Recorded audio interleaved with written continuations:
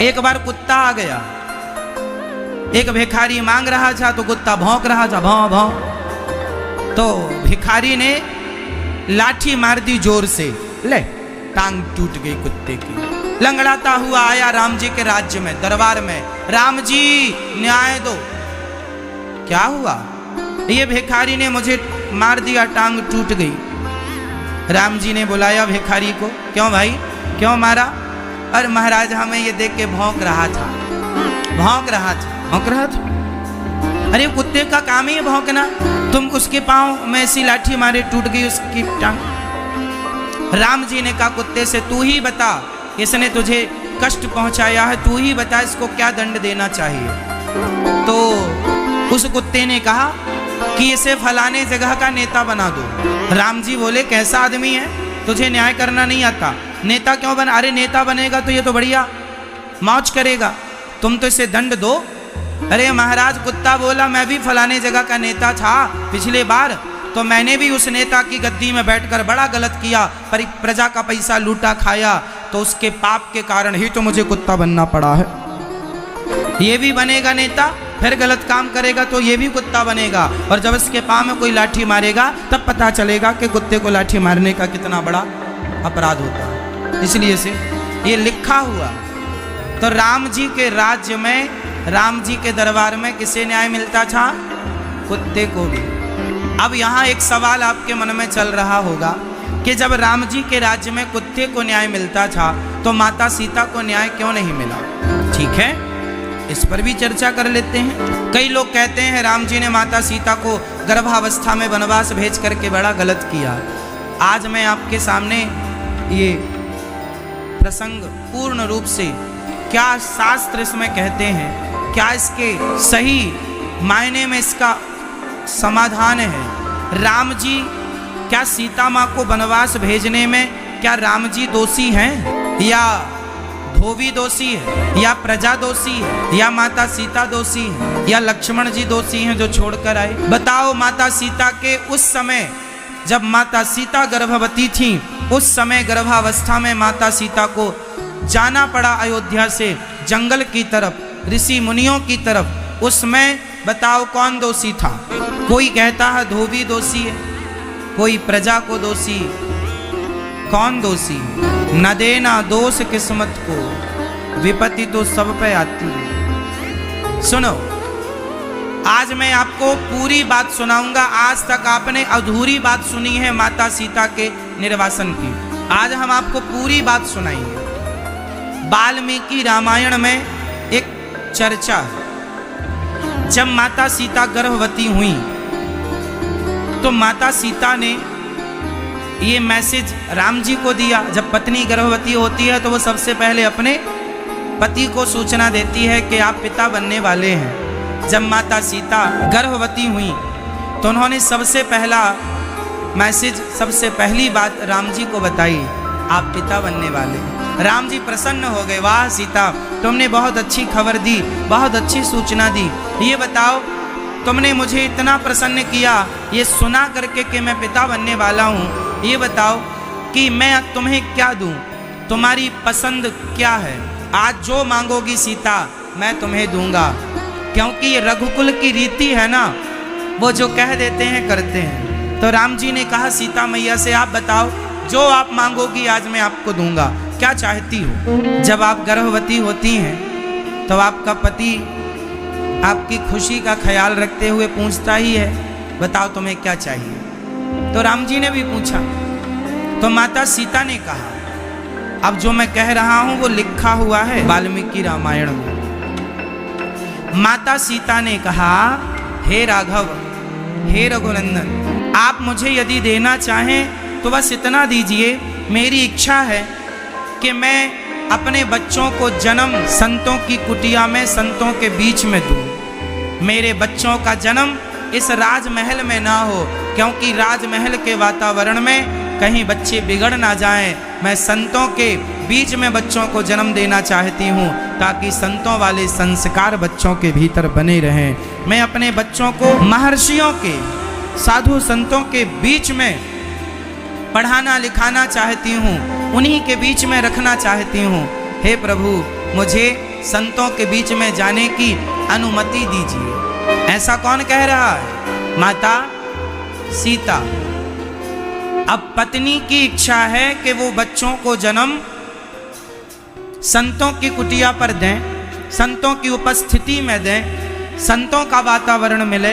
तो माता सीता ने जो मांगा वो राम जी को पूरा करना चाहिए कि नहीं? तभी अभी माता सीता ने कहा ही था कि मुझे संतों के बीच में अपने बच्चों को जन्म देना है। तभी संयोगवश अयोध्या से झाड़ू पोंछा करके एक महिला सरयू के उस पार, उसका गांव था, जाने लगी तो पानी गिरने लगा। सरयू में बारिश के कारण बाढ़ चल रही थी। तो उस महिला ने केवट से कहा भैया पार लगाओ। केवट बोला पानी ज़्यादा गिर रहा है, नाव आज हम नहीं ले जा सकते, आज रात यहीं रह जाओ। तो वह महिला केवट की कुटिया पर पूरी रात रह गई, केवट की पत्नी के संग पड़ी रही। सवेरे उठ करके जब वो घर गई तो उसके पति ने कहा तुम रात को कहाँ थी? भाई उस जमाने में फोन की सुविधा नहीं थी कि फोन लगा दें क्या हम यहाँ। कहाँ थी तुम रात को? बोले मैं केवट भैया के घर सो गई थी, उसकी बहन उसकी पत्नी के साथ, वहीं पानी गिर रहा था तो भाई महिलाओं के संग सो गई, इसमें क्या दोष है? केवट वो बोला मैं राम नहीं हूं जो रावण के यहां से रहकर सीता आई है और उन्होंने महारानी बना लिया, अर्थात अपने बगल में बिठाया है। मैं तुम्हें स्वीकार नहीं करूंगा, तुम अपवित्र हो गई हो। क्यों अपवित्र हो गई मैं? तुम एक पराये पुरुष के पास रहकर आई हो। उसने कहा पराये पुरुष नहीं, मैं उसे भैया कहती हूं और वो मेरे उसकी पत्नी के साथ थी, मैं उसका गृहस्थ, उसके घर में चल के पूछ लो ना। कोई पूछना नहीं है, तुम अशुद्ध हो गई।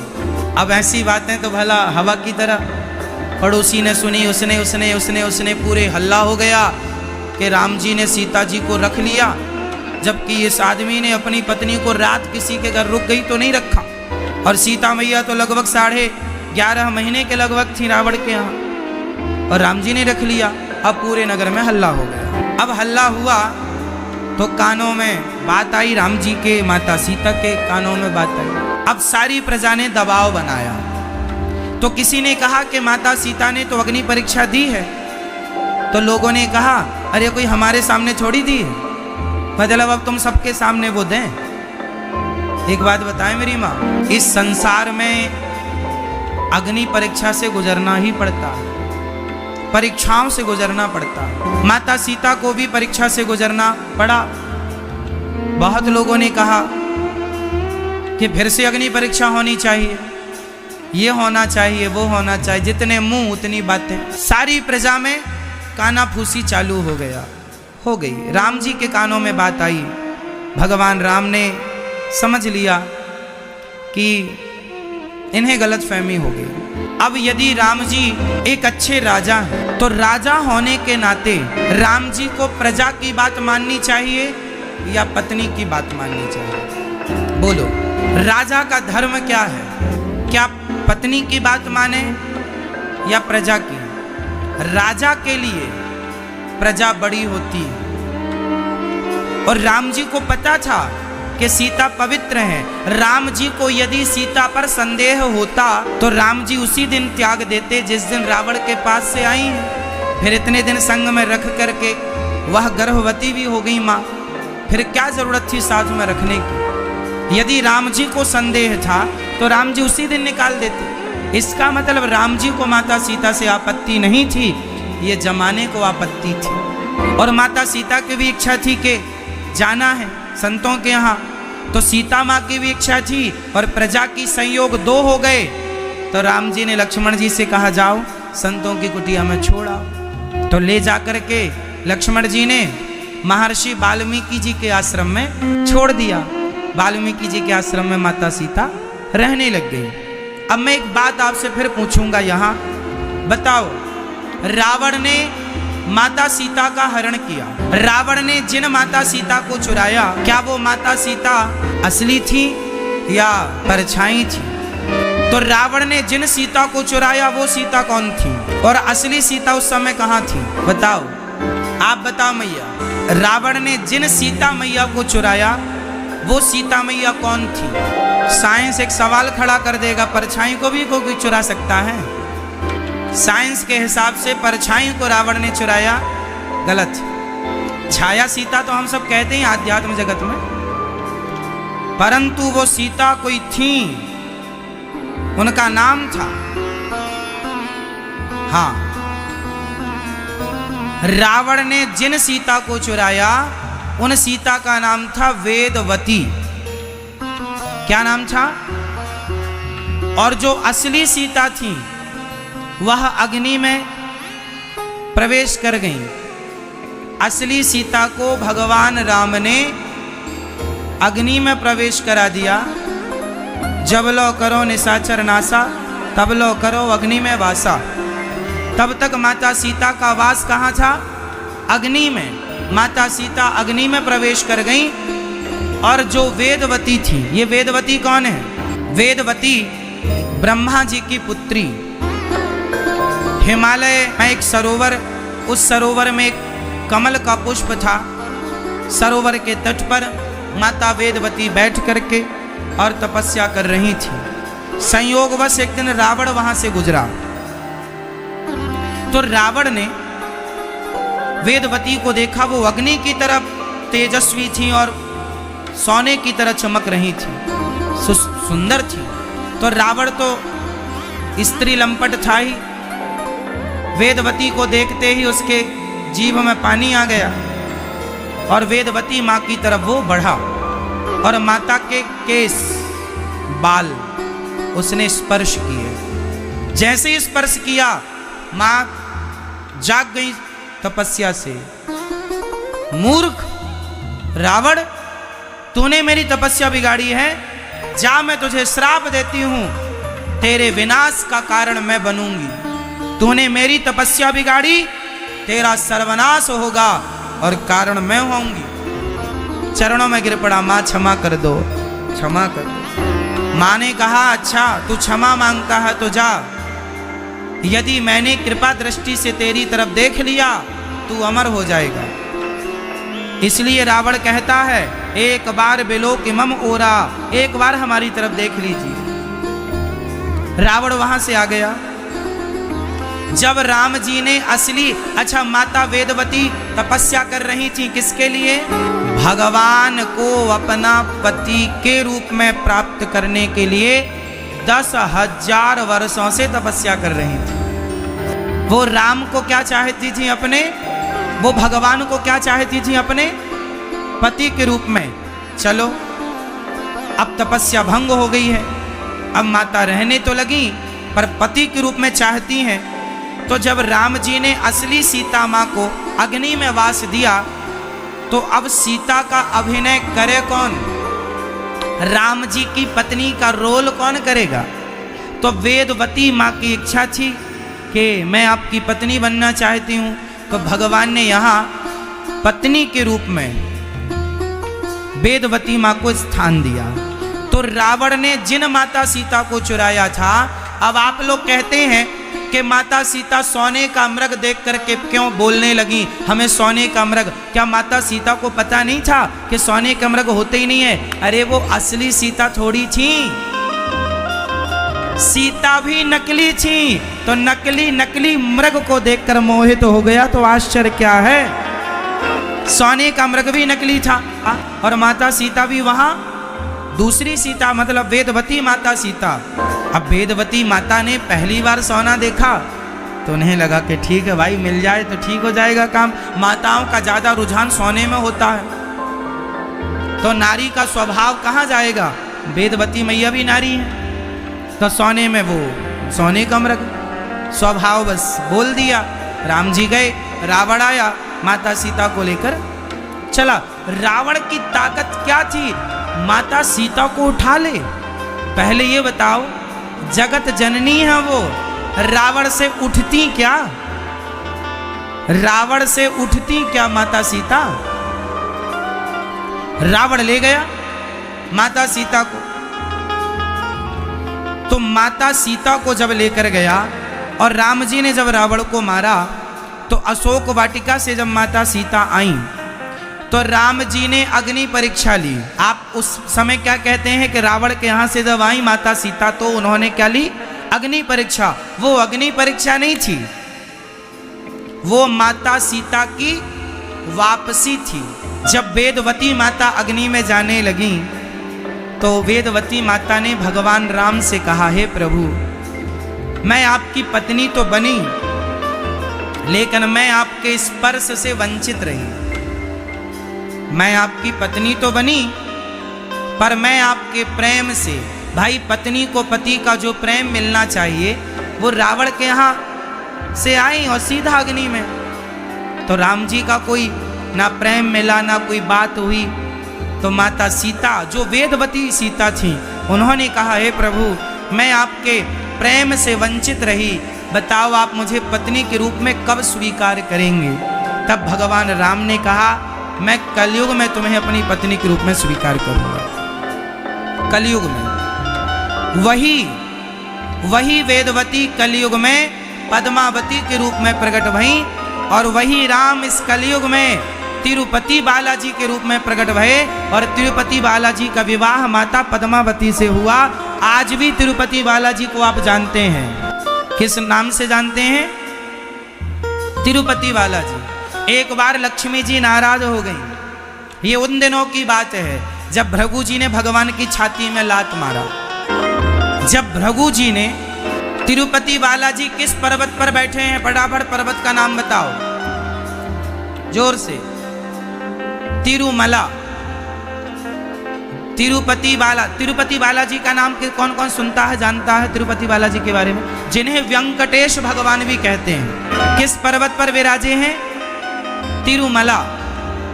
किस पर्वत पर? कहां पर हैं ये? दक्षिण भारत में, मदुरई के पास। जब आप कभी तिरुपति बालाजी जाएंगे, तिरुपति बालाजी और रंगनाथ भगवान आसपास ही हैं, 300 किलोमीटर की लगभग दूरी है। जब आप यहाँ से दिल्ली से मदुरई जाएंगे तो मदुरई से एक तरफ तिरुपति बालाजी, एक तरफ ये, और फिर वहीं से रामेश्वरम भी है पास में। तो रामेश्वरम, तिरुपति बालाजी और रंगनाथ भगवान। जब भी जाओ तो रंगनाथ भगवान जी का और तिरुपति बालाजी का दर्शन जरूर करना चाहिए। तिरुपति बालाजी की कथा क्या है वो सुनिए। एक कथा से दूसरी कथा जुड़ी है, इसलिए दास आपको सुना रहा है। जब सब सुन लेंगे तब स्पष्टी, राम जी ने माता सीता को वनवास क्यों भेजा, इस बात पर मैं इतनी सारी बातें आपको सुना रहा हूं। एक के बाद एक कथा समझ में, जब एक कथा आएगी दूसरी आएगी तब क्लियर हो जाएगा आपको।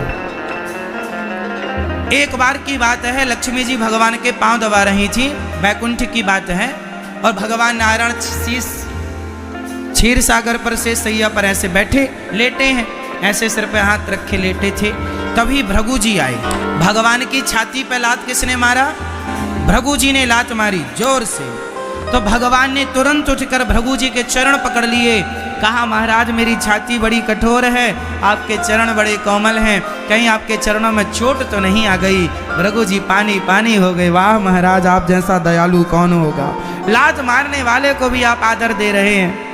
आज तक आपने देखा होगा गोपाल जी की छाती में पांव के निशान होते हैं। आप अपने घर में भी गोपाल जी देखना, उनकी छाती पर भी पांव के निशान। वो पांव भृगु जी के पांव, वो चरण चिन्ह किनके हैं? वो भृगु जी के चरण। अब इस बात को सुनकर क्या है, भगवान के हृदय में लक्ष्मी जी का वास होता है। तो लक्ष्मी जी नाराज हो गई कि भृगु जी ने आपकी पत्नी को लात मार दिया। अब लक्ष्मी जी नाराज होकर चली गई। तो लक्ष्मी जी चली गई तो लक्ष्मी जी तिरुमला पर्वत ही गई। कहाँ गई? तिरुमला पर्वत गई। वहां जाकर के वो तपस्या करने लगी। नाराज हो गई पत्नी। तब भगवान अपनी पत्नी को मनाने के लिए एक सामान्य रूप में अवतरित हुए। अब यहां एक कथा और आ गई, सुनो। यशोदा मैया से भगवान श्री कृष्ण कितने साल बाद मिले? जब भगवान श्री कृष्ण मैया को छोड़कर 10.5 और 11.5 वर्ष की उम्र में वृंदावन से छोड़कर मथुरा और द्वारिका चले गए, तब 100 साल बाद भगवान कृष्ण वृंदावन आए। तो मैया यशोदा ने कहा कि कन्हैया तेरी मैंने सारी लीलाएं देखी हैं बेटा। तुझे मैंने कपड़े पहनाए, तेरे को कपड़े उतारे, तुझे नहलाया, खवाया, दूध पिलाया, सब कुछ मैंने तेरे लीला देखी है। पर मैं तेरे विवाह से वंचित रह गई, मैं तेरे विवाह को ना देख पाई। बेटा मुझे अपना विवाह दिखा, अपना विवाह का दर्शन करा। तो भगवान बोले मैया ठीक है, मैं आपको विवाह का दर्शन कराऊंगा, परंतु आने वाले युग में मैया यशोदा की इच्छा थी कि मैं तुम्हारे विवाह में नाचूं, सास बनने की खुशी पाऊं, पर मुझे वो खुशी मिली ही नहीं। वो खुशी माता देवकी को मिली। अब मैं आपकी विवाह में नाचना चाहती हूँ। हर माँ चाहती है अपने छोरे के विवाह में जरा सज धज के नाचे। ठीक, जब लक्ष्मी जी तिरुमला आ गई नाराज होके, संत जी के पांव मारने से, लात मारने से नाराज होके आई, तो भगवान पत्नी को मनाने के लिए, मैया लक्ष्मी को ढूंढने के लिए भगवान भी आए और भगवान ने एक अवतार लिया। भगवान का नाम पड़ा तब श्रीनिवास। श्रीनिवास प्रकट भये, पर जंगल में यशोदा मैया एक माँ के रूप में प्रकट भई और श्रीनिवास मैया के घर जाके रहने लगे। तो वो घास की कुटिया में रहती थी और भगवान मैया की सेवा करते थे। तो यशोदा मैया, इस कलयुग की यह घटना है, तो मैया यशोदा रहने लगी और भगवान उनके साथ रहने लगे। एक दिन यही वेदवती मैया पद्मावती बन करके प्रकट भई एक राजा के यहाँ। तो राजा की उस कन्या से भगवान तिरुपति जी का, तिरुमला जी, भगवान का विवाह संपन्न होने लगा। तो भगवान श्रीनिवास जी का पद्मावती से विवाह हुआ और पद्मावती से जब विवाह हुआ तो यशोदा मैया खूब नाची, खूब नाची। अब विवाह हो गया किसका? भगवान नारायण का विवाह हो गया। वही वेदवती जिन्होंने तपस्या की थी कि मैं प्रभु आपकी पत्नी बनूं, जिनको रावण ने चुराया था, वेदवती पद्मावती बनी और भगवान श्रीनिवास जी से विवाह हुआ। अब विवाह तो हो गया, लक्ष्मी जी और मुंह फुला के खड़ी हो गई, हमें ढूंढने आए थे और यहां दूसरी से विवाह कर लिया। कोई भी पत्नी नाराज हो जाएगी। भगवान बोले एक काम करो, एक तरफ ये खड़ी है, एक तरफ तुम भी आ जाओ, नाराज ना हो। ये क्या करें हम? अब भगवान भी क्या करते? अब तपस्या कर करके ये चाह रही है पति बनो, पति बनो, तो बनना ही पड़ेगा। अब भगवान बन गए। लक्ष्मी जी नाराज हो गई, भगवान ने मनाया आप भी खड़े हो जाओ यहाँ।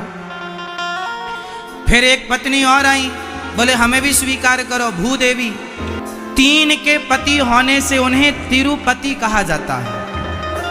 3 के, पद्मावती, माँ लक्ष्मी, श्री देवी और भूदेवी, तीनों के पति को तिरुपति। भगवान ने फिर तीनों को समझाया और प्रेम से रहने लगे।